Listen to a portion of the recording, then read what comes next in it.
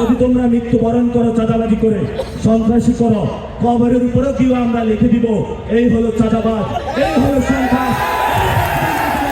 সংগঠন, যুবদল সন্ত্রাসী সংগঠন, তারা ইলেকশন কমিশনের সামনে গেল, গিয়ে একটি মব করলো।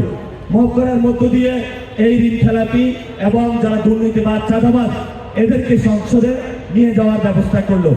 ওসমান হাদি ভাই একটি কথা বলেছিলেন যে উনি বেঁচে থাকতেন যদি এই চাঁদাবাজ সন্ত্রাস দুর্নীতিবাজ তাদেরকে সংসদে ডেকে উনি তাদের ঘুম হারাম করে দিতেন।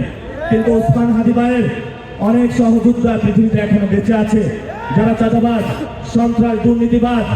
আপনারা মনে করবেন যে এক ওসমান হাদি চলে গিয়েছে, আপনারা খুব আরামে থাকবেন, লাভ নাই।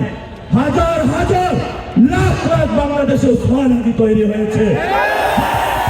ঘুম না, আপনারা যদি জেগে থাকেন আপনাদের জাগনাও তারা হারাম করে দিবে ইনশাআল্লাহ। যদি তোমরা মৃত্যুবরণ করো চাঁদাবাজি করে, সন্ত্রাসী করো, কবরের উপরেও কেউ আমরা লিখে দিব এই হলো চাঁদাবাজ, এই হলো সন্ত্রাস। যেভাবে মীর জাফরের উপর কবরের উপরে লিখে দেওয়া হয়েছে। শেষ কথা,